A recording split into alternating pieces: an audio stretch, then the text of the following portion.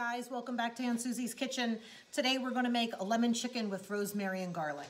Really simple recipe. We'll go over the ingredients and then we'll get started. So here I have about 1.5 pounds of skinless, boneless chicken breast. And all I did was fillet it very thin and then cut it in strips like this.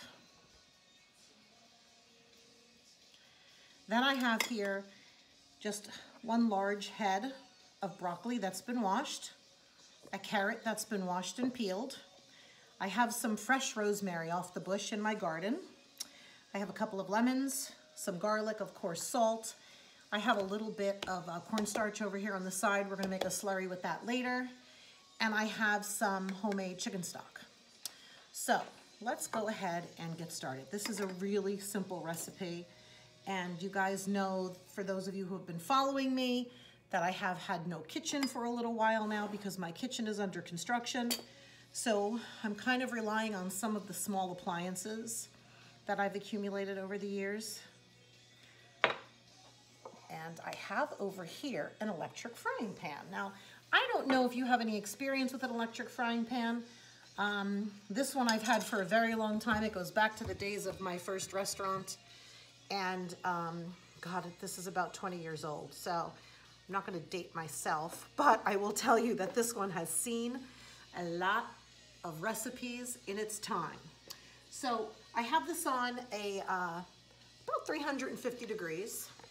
And that's what I like about electric frying pans. You can regulate the heat the same as you would on a stove. It's not as exact as it is over a gas flame, but it definitely is as close as you're getting. And in my situation, I can't be too picky because it is the absolute best that I can do. So I just gave this chicken a light salting. Put a little bit of black pepper on it. I'm gonna give that a toss, and then I'm just gonna put it to the side. And then I'm gonna take my garlic, and I'm gonna just cut this garlic really thinly. Can't do it really thin, don't worry. You can smash it if you want and just give it a rough chop also. I like when it's nice and uniform because this isn't garlic that's going to dissolve or get lost. It's gonna stay big throughout the entire recipe. So this is gonna go back over here so you guys can see what's going on, and I'm gonna throw this garlic in. Now, because of the way this pot is designed, there's an element around the inside of it that the heating piece plugs into.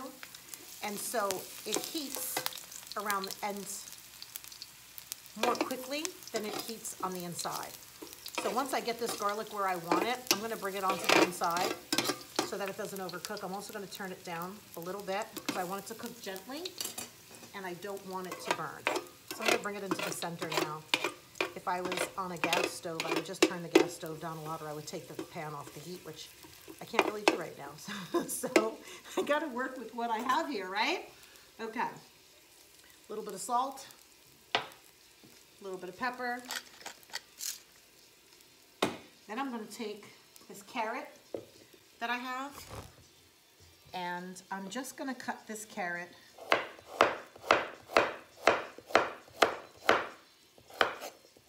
to cut it on the bias. Makes it look fancy. Even though it's a very simple dish. Missed a piece of garlic before. I'll grab that in here now. Throw that into the pan. And then I'm going to go ahead and I'm going to grab the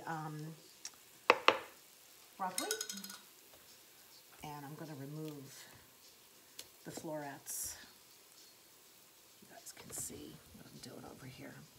Going to remove the florets from the head. So this dish is really good. Like I said, it's all in one pan, which I'm a really big fan of lately, especially with not having a kitchen to cook in, and a stove and an oven and all of those things that we take for granted.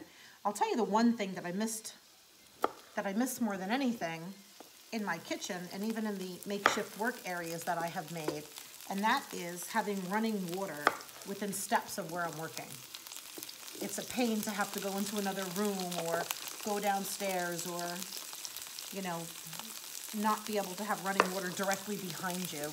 Especially with me, I am a neat freak. I wash my hands 100 times while I'm cooking. I often joke, do I have any skin left? Because I washed, you know, them so many times. But, like I said, I'm making do with what I have. I obviously have to cook. Well, I don't have to cook. We could eat out, but I don't like to eat out as much as I like to eat food that we've made at home. So, okay, all of that broccoli is cut. Let's take a look at it over here. We're going to keep it moving.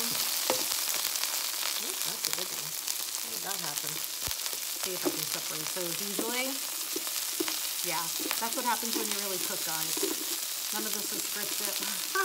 In case you couldn't tell. Cooking the same way I would if the camera wasn't rolling. Okay, so I have that rosemary that I said I pulled out of my garden. And I'm going to go ahead and just tuck that over to the side. I want all of the flavors to get picked up. And you see now in Jersey, it's really cold. And so my rosemary is starting to turn brown. It's so extremely fragrant. So there's nothing wrong with it. It's just not as vibrant green as I would like it to be. All right. I'm going to close the lid on this. Actually, first, I'm going to give these vegetables a little bit of salt. And then I'm going to put the lid on. And I'm going to turn the temperature down to about 300. And I'm going to let them steam a little bit and start to soften up. And then I'm going to go ahead and get these lemons ready. So we're going to let that cook. And while that's cooking, come on over here. We already have our chicken done. We can move that to the side. Clean up this mess on my board. And I am going to get the lemons ready. So that's also very simple.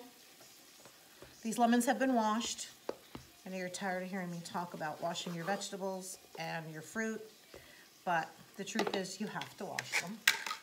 I'm going to take the skin off of this. I'm going to use my zester, actually my microplaner. I'm going to, whoops, I'm going to use it like a zester. It must be fresh. It tried to run away. I'm going to use it like a zester, pull all the zest off of here. And remember, when you're zesting and juicing, always zest first, because once you take the juice out of the lemon and you've already cut it open, it's very difficult to zest it. It no longer will hold its shape. And you only always want to zest that very first layer. You don't want to get any of that yellow pith there. Let me just grab something to put the zest into. Great. Okay, so we've got the zest. Put that to the side. I can put my juice right in here. I have my reamer. I'm going to watch for pits, which this is the most peculiar lemon I've ever seen. There are no pits. Wow. How do they grow? I don't know. I say that all the time with limes. How do limes grow? There's never any pits in a lime. Uh-oh. This one's got some. So we'll just make sure that we don't get them inside the dish, because that's not very appetizing. Okay, so I've got two really juicy lemons here. Doesn't it stink when you buy a lemon and you get it home and you go to zest it, or you go to, you go to squeeze it and there's no juice inside? It's like, how did I get the beet lime? And I seem to get the beet limes often. Limes and lemons, I don't understand how you get them home and there's no juice inside them. Where did it all go? All right, so let's see. Did we get any pits? I thought I saw one. Yeah, there's one. So we'll fish that one out. There's one there. We'll fish that one out. Whoops. Slotted spoon maybe is not the best for this. All right. I think we're good. You know, you can also do this dish with other citrus if you like. You can do, you know, if you like oranges, you can do a little mandarin orange. Look at that. That looks great. Wonderful. That rosemary's doing its job. I don't want the leaves to fall into the dish. I just want the flavor. So what I'm going to do now is I'm going to bring all of these vegetables into the center. Remember, I said that the way this pan works is there's an element around the edges. See the nice color on that? And so if I bring these into the center and I go ahead now and I start putting the chicken into this pan to cook, and put it all around the sides, and the chicken will cook more quickly. I'm going to also turn up the gas a little bit. I'm going to turn it up now to about 370 so that it comes back up to temperature.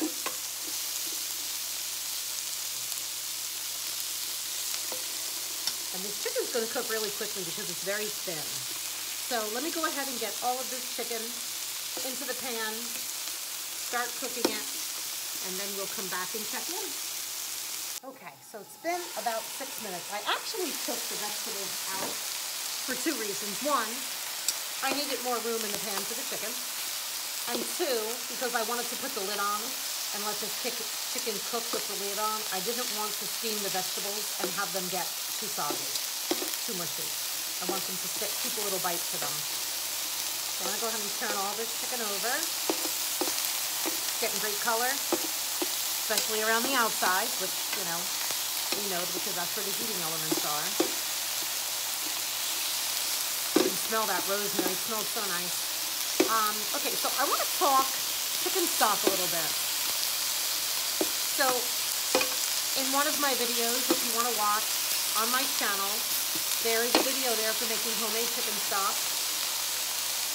It's a great video, but pretty much in a nutshell, I made this one the other night. Very simple. It's a very rich stock. And basically all I did was, when I was cleaning a couple of pounds of chicken, like I'll clean chicken, you know, 4 or 5 pounds at a time and then section it off and decide what I'm going to do with it. And so what I did was I took all of the pieces that I cleaned off, you know, the cartilage that runs along the breast where the breasts are attached, and that piece around the tenderloin that's kind of fibrous, that doesn't taste very good. I cut that off. And, you know, by the time you clean 6 pounds of chicken, you might wind up with a half of a pound or more of that waste that you normally would throw away. So what I do with that is I get a pan, either non-stick or cast iron, it doesn't really, or stainless, doesn't really matter. And I will put a very small amount of oil on the bottom, and I'll cook those pieces of chicken until they get really, really brown like this. I'll cook them on a very high heat. You know, you don't want to burn them, but you want to encourage a lot of nice color. Season it, salt and pepper. And then I'll add some onion. I'll sweat the onion down. And then I'll add enough water just to cover the chicken. I'll scrape down the bottom, and I'll let that go ahead and simmer for about 15-20 minutes. And then I'll just pour it in a container and put it in my refrigerator for when I need it. And that's what this is right here. This is, this made 2 cups. And like I said, it's very rich. I could have made a soup with that if I wanted to, although 2 cups, I don't know where that's going with my family. 2 cups of soup would never be enough. But it is good to keep a small amount of chicken stock in the refrigerator. Okay, so this chicken is just about cooked through. I'm going to turn the temperature down a little bit. And we're going to go ahead and we're going to start building this really nice sauce. At this point, I'm going to take the rosemary out because, like I said, I don't want the rosemary throughout the sauce. I just want it to lend its flavor, and it's done now. And then I'm just going to go ahead and I'm going to add that lemon juice. Uh-oh, I see a seed I missed. Haha, gotcha. Okay. And I'm going to just add this homemade chicken stock. And it's got a little bit of fat on top, and that's okay. There's a lot of flavor in there. And I'm going to add probably about a cup and a half of it. I'm going to keep a half a cup reserved because, like I said, I'm going to go ahead and make a slurry because I want to thicken this up a little bit. And I need cold liquid to do that with. And I'd much rather do it with chicken stock than with water because I don't want to dilute the flavor. So let me get a spoon. Give this a little stir. I turned the gas back up, and you can see how rich this stock is. I mean, this is no wimpy stock. This isn't the stuff you get in a carton at the grocery store. I think they call that broth. Sometimes they call it stock, and I find it almost comical because stock is rich and hearty. And the stuff that you buy in the can or the box is not rich and hearty. It tastes artificial.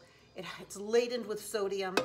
There's nothing better than making your own stock. Beef, chicken, vegetable, fish stock, pork, veal, whatever stock you need, you could make it yourself, all using the same exact method that I just told you about.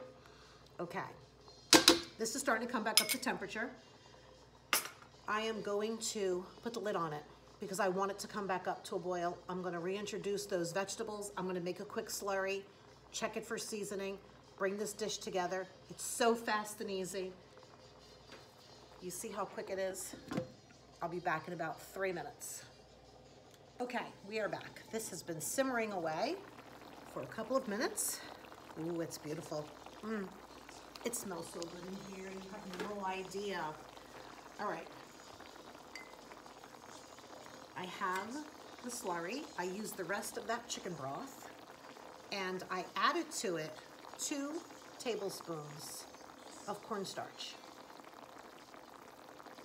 I'm gonna turn the gas down just a little bit. I want it to simmer lightly, but I don't want it to boil. Because what'll happen is when I pour it in all of those spots where it's boiling, it's gonna thicken up really quickly. So right now, the temperature in here is good. It's hot, we know it's hot. It was just boiling a second ago. We're gonna go ahead and add the slurry. Stir it throughout.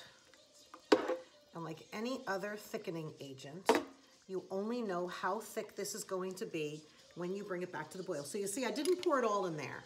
I used maybe about a little more than a half of it. About a half of it now. A little bit more than a half. I have still some left. And I'm gonna turn it up just a little bit because I want it to return to a boil so I can see what the thickness is going to be like. And this is probably perfect because I don't want it too thick. As it cooks, it's gonna thicken up as the liquids evaporate and that cornstarch heats up even more. It's gonna evaporate, so I really don't want it any thicker than this. I'm gonna bring those vegetables back in. Look at that. Now, remember, we took those vegetables off the heat before when they were still nice and crispy. See how beautifully vibrant green this broccoli is? Just gonna put them back in there. Let all of those flavors come together. I can smell the lemon. I need to taste it though for seasoning right now.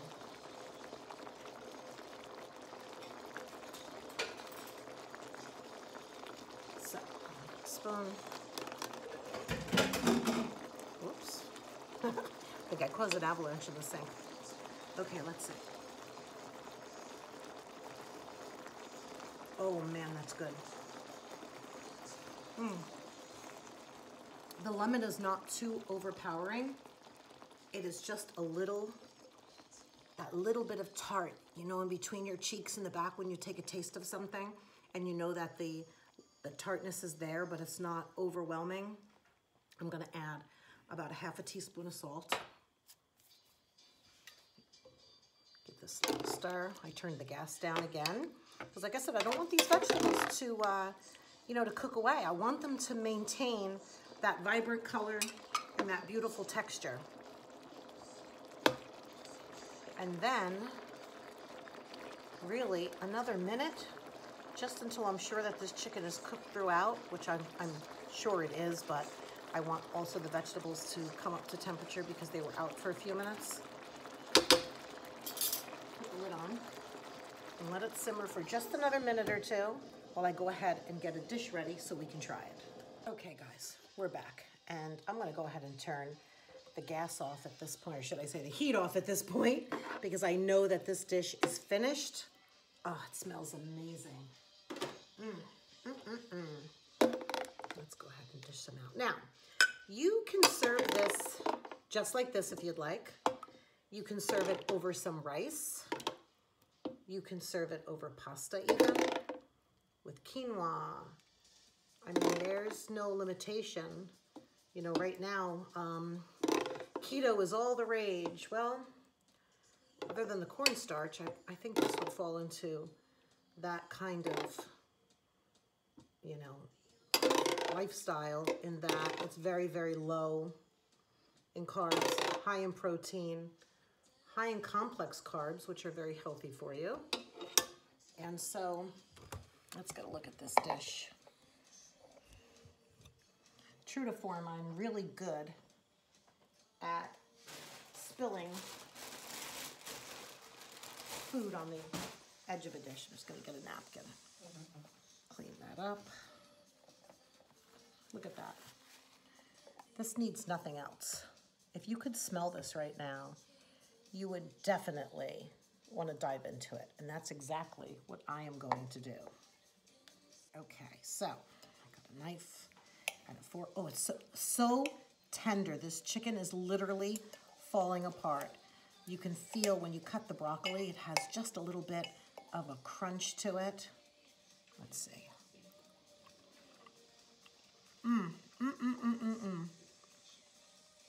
I love that. I love the lemon. I love the way the vegetables are still crispy. The chicken is nice and tender. Look at that juice in the bottom of the dish. Can you see that? Can you see that? Oh boy, if I had some Italian bread right now, I would make a meal out of that juice and some buttered Italian bread. Oh my. So maybe it's good that I don't have any rice because I don't eat all those carbs.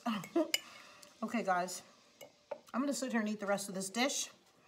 I want you to subscribe to my channel. I want you to make a comment down below. Tell me what other dishes you would like to see. Ask questions. Be constructive, please. Be nice, be kind. Because this is really a labor of love, and there's nothing more frustrating and upsetting than to put something like this out there and have people just be mean for no reason. So definitely constructive criticism. I'm all about it. Stop and see us on social media. Aunt Susie's Kitchen on Facebook. Aunt Susie's Kitchen on Instagram. Make sure you come back and see us again because there's always something good cooking in Aunt Susie's Kitchen. Thanks.